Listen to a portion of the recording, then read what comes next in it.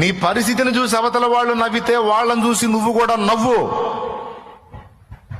నీ హీన స్థితిని బట్టి, నువ్వు పొందిన అవమానాలను బట్టి వాడు నవ్వితే, నీ నవ్వులన్నీ సిగ్గుతో తల దించుకునే రోజు ఒకరోజు వచ్చిద్దిరా అని వాడి వైపు చూసి నువ్వు గంభీరంగా నవ్వు. అప్పుడు వాడికి ఏం అర్థం కాక వెర్రి ముఖం వేసుకొని చూస్తాడు నీకెళ్ళి.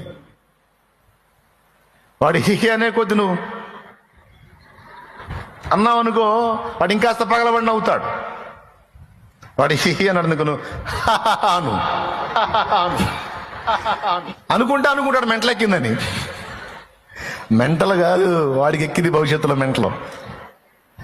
అట్లా చేస్తాడు యేసయ్య.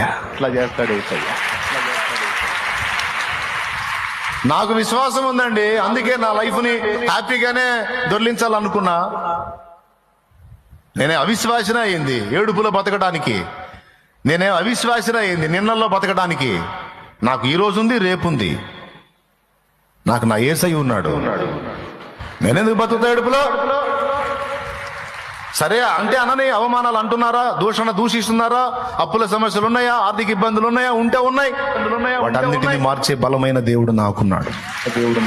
ఆత్మీయతలో పడతా లెగుస్తా ఉన్నానా, జారి పడతా లెగుస్తా ఉన్నానా, ఓకే నడవని.